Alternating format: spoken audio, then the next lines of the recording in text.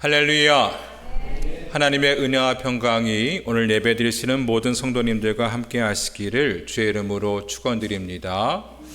오늘은 사무엘상 1장 27절로 28절 말씀을 중심으로 한나의 자녀 교육이라는 제목으로 함께 말씀을 나누겠습니다. 성경에서 자녀 교육에 성공한 인물 중에 하나가 바로 한나죠. 한나는 많은 그리스도인 부모들이 본받아야 할 모델이 되는데요. 실제로 많은 교회에서 한나 어머니회 같은 것들이 만들어지기도 합니다. 이스라엘의 역사는 크게 3기로 나눌 수가 있는데 1기는 이스라엘이 광야에서 40년을 보낸 광야 시대가 있고요. 2기는 이 가나안에 들어와서 사사들이 활동하던 사사 시대가 있고요. 또 3기는 사울왕 시대부터 시작되는 왕정 시대가 있습니다. 광야 시대, 사사 시대, 왕정 시대. 이 한나는 사사 시대의 마지막 부분에 살았던 그러한 인물입니다. 당시의 제사장은 엘리 제사장으로 본인 자신은 어땠는지 모르지만 자녀 교육에 실패한 부덕한 그러한 제사장의 모습이었습니다. 또 나라는 블레셋의 공격을 받아서 언약궤를 빼앗긴 상태였고요. 더 이상 이스라엘의 소망을 찾아보기 힘든 그러한 상태였습니다. 그런데 한나라는 여인이 자녀를 낳아서 이 자녀 교육에 성공했어요. 그래서 사무엘이라고 하는 훌륭한 인물을 배출시킵니다. 사무엘은 위기에 빠진 이 이스라엘을 구해냈고요. 신앙적으로 다시 이스라엘을 회복시키는 귀한 사역을 감당하게 됩니다. 그로 인해서 암흑과 같은 사사시대를 걷어내고 새로운 시대를 열어가는 그러한 중요한 역할을 감당하게 되죠. 그럼 위대한 인물, 이 사무엘을 길러냈던 한나의 자녀 교육은 어땠을까요? 오늘 말씀을 통해서 우리 모든 부모들이 한나와 같이 자녀를 훌륭하게 양육하는 귀한 부모들이 되기를 축원합니다. 첫 번째로 한나는 기도의 사람이었어요. 따라해 볼까요? 기도의 사람이었다.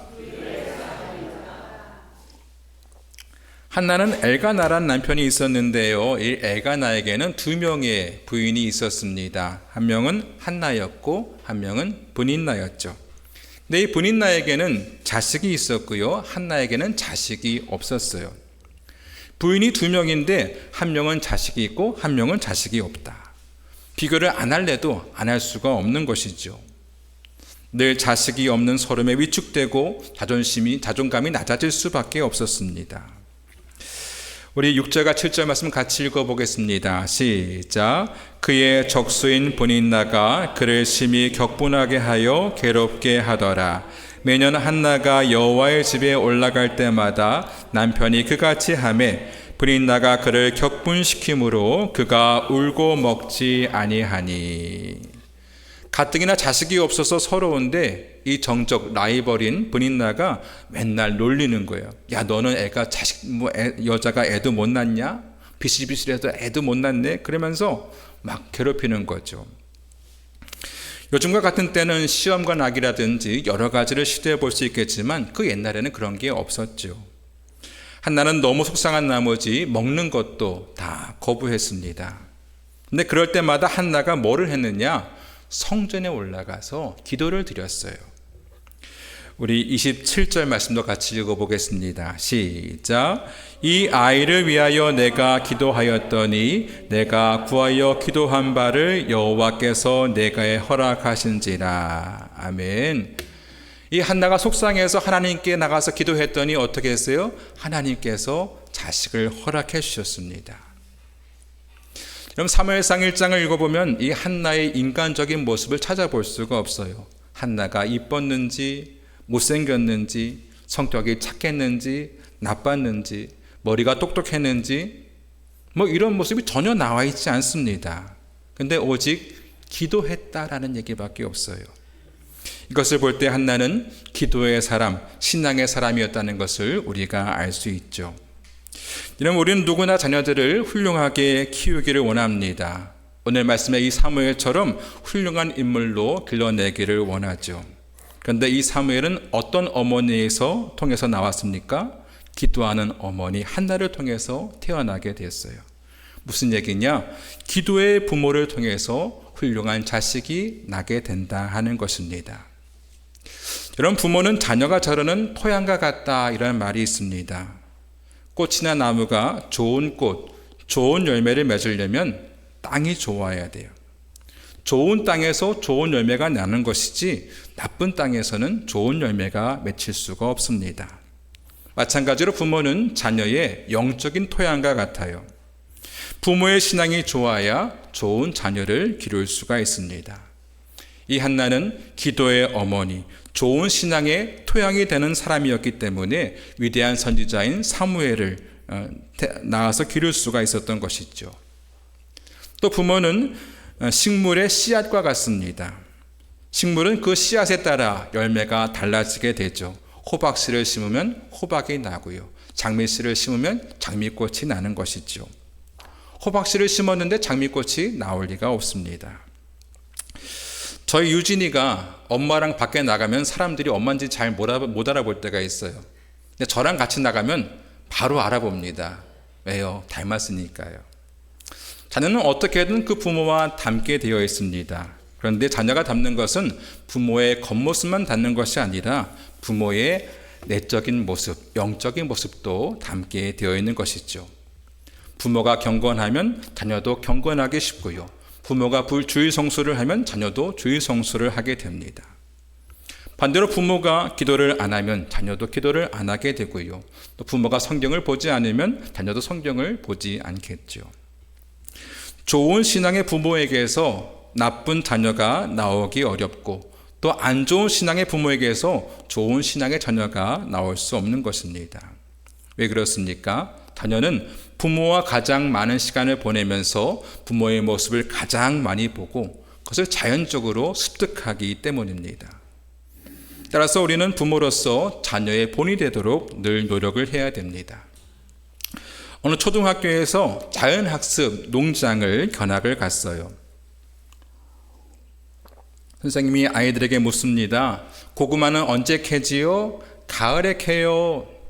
고추는 언제 따지요? 빨갛게 익었을 때요. 인삼은 언제 따지요? 근데 아무도 이 질문에 대답을 못했습니다. 그때 한 학생이 대답을 하는 거예요. 주인 없을 때요.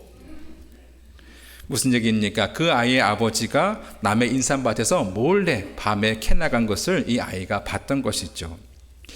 그럼 자녀는 어떻게든 그 부모의 모습을 닮기 마련입니다. 오늘 말씀에 한나는 분인나가 그녀를 걱분시킬 때마다 화나게 할 때마다 성전에 가서 기도를 드렸습니다. 그 기도를 통해서 사무엘을 낳게 된 것이죠. 여러분, 우리 부모들은 자녀들에게 늘 좋은 신앙의 모습을 보여야 합니다. 하나님 앞에 기도하는 모습, 성경을 읽는 모습, 주일 성수하는 모습, 이러한 모습을 보여줘야 하는 것이죠. 바라기는 좋은 신앙의 모습을 통해서 훌륭한 자녀들을 길러내는 좋은 부모들이 다 되시기를 주의 이름으로 축원드립니다. 두 번째로 한나는 자녀를 하나님께 드렸습니다. 따라해 볼까요? 자녀를 하나님께 드렸다.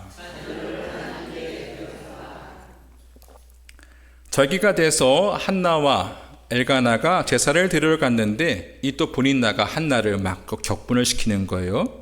그래서 한나가 너무 괴로워서 또 기도하러 갔는데 이러한 기도를 드립니다. 우리 10절과 11절 다 같이 읽어보겠습니다. 시작.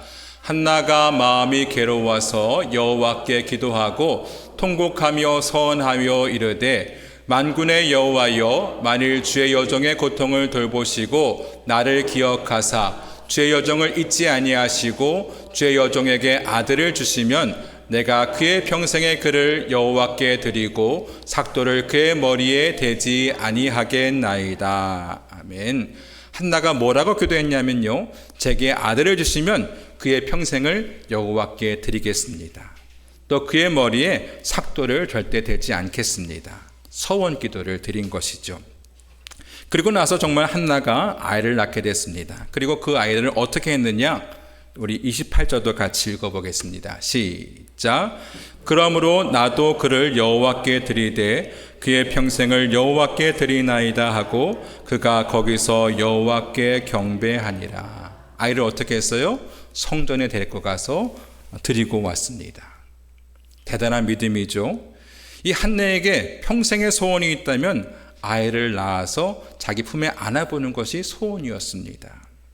그런데 그렇게 바라던 아이를 낳았는데 자기가 데리고 키운 것이 아니라 젖먹일 동안만 데리고 있다가 아이가 젖을 떼자마자 성전에 데리고 가서 아이를 드리고 온 것입니다.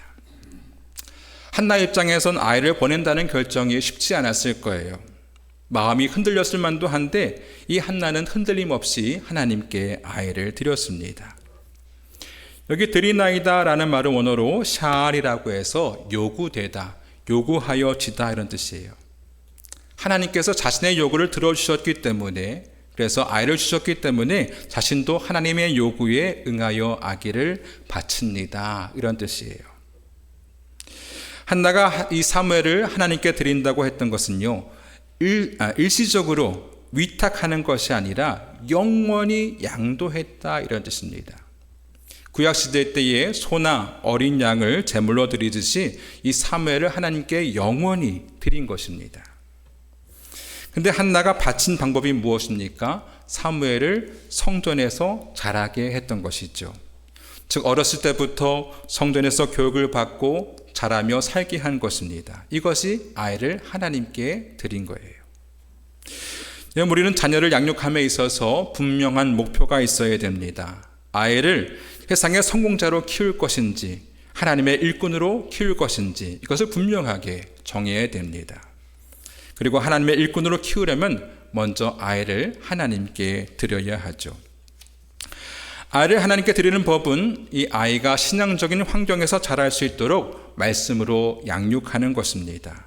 사무엘이 성전에서 기도하고 찬양하고 하나님 말씀을 배웠던 것처럼 우리의 아이도 교회에서 기도하고 찬양하고 하나님 말씀을 배우는 아이로 키워야 하는 것입니다. 그래야 하나님의 일꾼으로 쓰임받을 수가 있는 것이죠. 여러분, 교육은 크게 두 가지로 나눌 수가 있습니다. 세상의 교육이 있고요, 또 신앙적인 교육이 있죠. 세상의 교육은 사람의 인성을 교육하며 인본주의적인 철학을 그 바탕에 하고 있습니다. 두 번째는 기독교적인 영성 교육인데요, 이것은 사람의 영성을 교육하며 신본주의적인 철학을 바탕으로 하고 있습니다. 이것은 서로 다르고요, 목적도 다르고 교육의 방법도 다릅니다. 세상의 교육은요, 기본적으로 인간이 선하다 하는 생각에서 출발을 합니다. 그래서 아이들은 원래 타고난 본성이 착하기 때문에 그것을 규제해서는 안 되고 아이들 스스로 잘하고 선택하도록 내버려 두는 것이 세상의 교육입니다. 세상의 교육은 교육의 아버지라 불리는 영국의 존 듀이의 교육 철학을 바탕으로 하는데요, 이것은 크게 자주, 자율, 민주 이 세 가지 철학을 강조를 합니다. 그래서 매를 때려서는 안 돼요. 왜냐, 매를 떼면 그 아이 속에 있는 가능성이 죽는다 이렇게 생각하는 거예요. 그래서 아이들을 마음껏 뛰어놀게 합니다. 벽에 낙서를 해도 시끄럽게 떠들어대도 그것을 다 마음대로 하게 놔둬요. 왜 그렇습니까? 아이들 안에 가능성이 있다고 믿기 때문이죠. 이론은 그럴싸합니다. 인간에 대한 믿음과 존중을 바탕으로 하기 때문에 그렇죠. 하지만 교육의 결과는 어떻습니까? 좋은 점도 있지만 반드시 다 좋은 것만은 아닙니다. 요즘 학교에서 선생님이 학생들을 체벌하려고 하면 어떻게 해요? 학생들이 스마트폰으로 막 찍어가지고 그것을 교육청에 신고를 하죠. 그런 선생님들도 머리가 복잡하니까 아이들이 잘못된 것을 알면서도 그냥 내버려 두게 됩니다. 복잡해지기 싫으니까 그냥 놔두는 거예요. 그 결과 교권이 땅에 떨어지고 심지어 학생들이 선생님을 폭행하는 그런 일까지 벌어지고 있습니다. 그럼 세상의 교육은 한계가 있습니다. 그것은 사람 안에 있는 영적인 사람의 영혼을 보지 못하기 때문이죠. 온전한 인간으로 성장하기 위해서는 육적인 면과 지적인 면과 윤리적인 면과 영적인 면 모든 것이 충족되어야 하는 것입니다. 그러기 위해서는 학교 교육을 통해서만 가르칠 것이 아니라 아이를 교회로 데리고 와서 말씀도 듣게 하고 신앙적으로 양육해야 하는 것이죠. 때로는 아이들 속에 숨어있는 못된 풀들도 뽑아줘야 되고요. 또 말씀의 양식도 먹여줘야 되고요. 때로는 마른 땅을 호미로 파내듯이 사랑의 권면과 징계도 할 수 있어야 됩니다. 그래야 그것에 아름다운 꽃이 피게 되고 좋은 열매들이 맺혀지게 되는 것입니다. 오늘 말씀의 사무엘은 하나님께 드려졌고 그는 성전에서 자라났습니다. 성전에서 엘리 제사장의 말씀을 듣고 훈계도 들으면서 그 안에 하나님의 형상이 회복되게 된 것이죠. 여러분, 우리의 자녀들도 하나님 앞에 데리고 나와서 하나님께 드려져야 됩니다. 그래서 하나님의 말씀도 듣고 기도도 하고 찬양도 하면서 그 안에 있는 하나님의 형상이 회복되어야 하는 것입니다. 바라기를 자라기를 자녀를 하나님께 드림으로써 우리 자녀들을 사무엘처럼 훌륭한 자녀로 키우는 부모들이 다 되시기를 축원드립니다. 세 번째로 사무엘은 여호와의 선지자로 세우심을 입었습니다. 따라해 볼까요? 선지자로 세우심을 입었다. 이것은 사무엘이 하나님 앞에 위대한 인물이 되었다 하는 뜻입니다. 우리 3장 20절 같이 읽어보겠습니다. 시작. 단에서부터 브엘세바까지의 온 이스라엘이 사무엘은 여호와의 선지자로 세우심을 입은 줄을 알았더라. 아멘. 사무엘은 엘리 제사장의 뒤를 이어서 제사장 겸 사사가 되었어요. 아직은 왕을 세우기 이전이었기 때문에 제사장 겸 사사인 이 사무엘은 이스라엘의 최고 지도자가 된 것이죠. 여기 단부터 브엘세바까지라는 말이 있는데요. 단은 이스라엘의 가장 북쪽 도시고요. 브엘세바는 최남단 도시입니다. 이것은 이스라엘의 전 국토를 가리키는 말이죠. 또 여기에 세우심을 입었다라는 말이 있는데 이 말은 원어로 네만이라고 해서 충성되다 이런 뜻이에요. 즉 사무엘은 이스라엘 전국에서 인정받는 하나님의 충성된 선지자가 되었다 이런 뜻입니다. 사무엘이 이렇게 충성된 인물이 된 것은 그가 신앙이 훌륭한 어머니를 두었기 때문이고요. 또 그가 성전에서 신앙적으로 양육을 받았기 때문입니다. 여러분, 자녀들을 신앙적으로 교육하는 것이 위대한 인물을 길러내는 가장 좋은 방법이라는 사실을 기억하시기 바랍니다. 우리 자녀들이 믿음을 버리지 않을 때에 하나님께서 그 아이를 책임져 주십니다. 그 아이가 잠시 방황하고 곁길로 간다 할지라도 결국 하나님께서 그 아이를 책임져 주시고 다시 바른 길로 인도해 주시는 것입니다. 우리가 살고 있는 이 시대와 우리나라에 주어진 사명을 깨달아야 하는데요. 역사의 흐름은 크게 3기로 나눌 수가 있습니다. 제1기는 지중해 시대였는데요. 지중해 근방의 나라들 로마와 에스파냐, 터키, 그리스, 이스라엘, 이집트 이러한 나라들이 세계를 주도했죠. 제2기는 대서양 시대로서 미국과 유럽의 많은 나라들이 세상의 정치와 경제를 주도했습니다. 제3기 21세기는요, 아시아 태평양 시대가 될 것이라고 이야기를 합니다. 그러면 21세기를 주도할 이 아시아 태평양 시대를 주도할 나라는 어디일까? 많은 사람들이 우리 한국을 주목하고 있습니다. 지금 우리나라의 위상이 점점 높아지고 있죠. 한류를 통해서 아시아는 물론이고 많은 세계 젊은이들이 이 K-팝과 한국 문화를 좋아하고 있습니다. 심지어 외국 학생들 중에는 한국에 와서 이 아이돌, 가수를 해보는 것이 꿈인 친구들도 있어요. 스마트폰, 또 반도체 산업과 같이 첨단 산업도 우리나라가 지금 세계를 주도하고 있습니다. 중국이 바짝 추격하고 있지만 아직 삼성이나 하이닉스 같은 그런 기업들이 자리를 내주지 않고 있습니다. 자동차도 세계에 많이 수출이 되고 있고요. 세계적인 기업, 세계적인 기술, 세계적인 인물들이 많이 배출되고 있습니다. 머지않아 세계에 영향을 미칠 많은 인물들이 우리나라에서 배출될 것입니다. 많은 예언자들이 우리 한국에 대한 예언을 했는데요. 그냥 참고로 들으시길 바랍니다. 한 예언자는 통일 한국은 세계 제2의 강국이 되고 세계 4대 경제대국이 될 것이다. 이렇게 예언을 했어요. 어떤 예언자는 우리 세대의 휴전선이 사라지고 현재 남한 사람들은 통일한 후에 북한 사람들이 남한에 내려와서 경제가 악화될 것을 두려워한다는 것을 이야기했고, 그래서 하나님이 우리 남한에 경제적인 복을 주실 것이라고 이렇게 말씀했습니다. 그래서 하나님께서 남한에 3가지 영역에서 신기술을 주시고, 그것으로 인해서 많은 나라에서 한국을 경제 파트너로 삼기를 원하는 일이 벌어지게 될 것이다, 이렇게 말을 했습니다.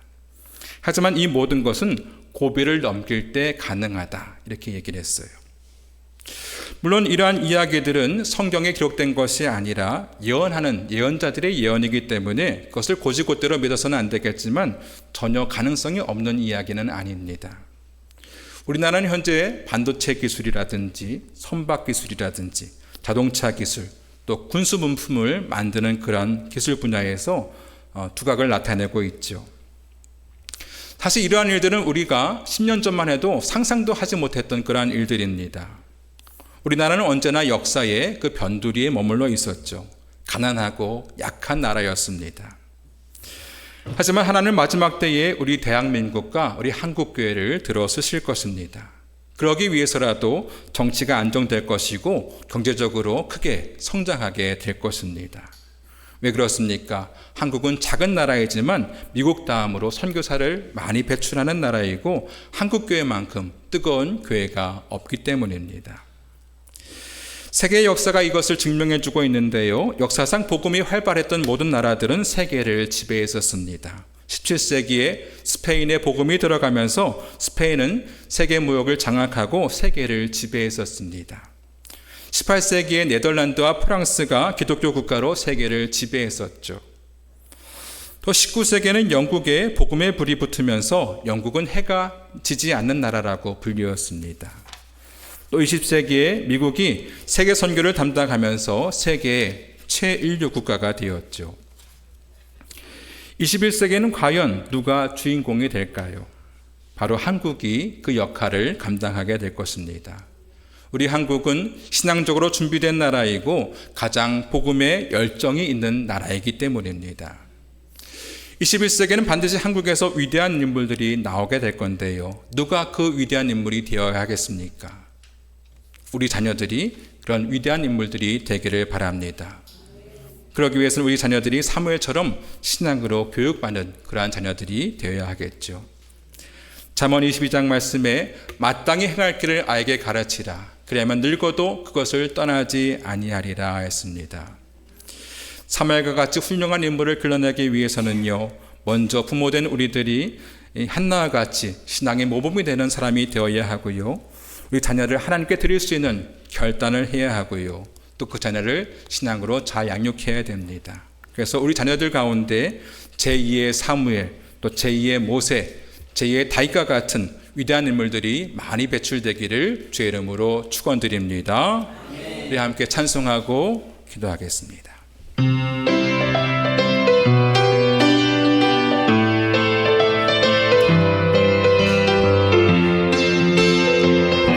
박수 한번 진행할까요?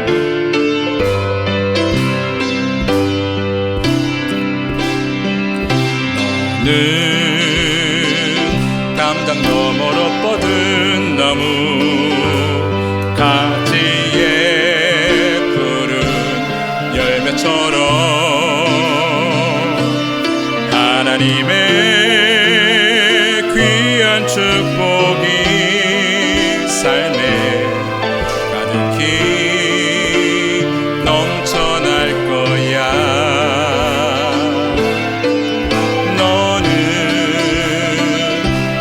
시련이 와도 능히 이겨낼 강한 발이 있어.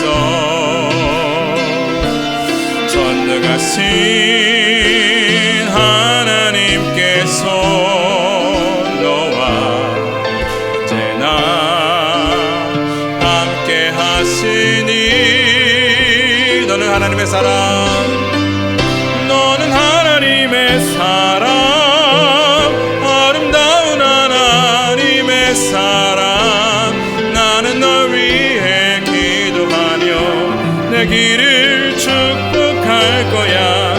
너는 하나님의 선물, 사랑스러운 하나님.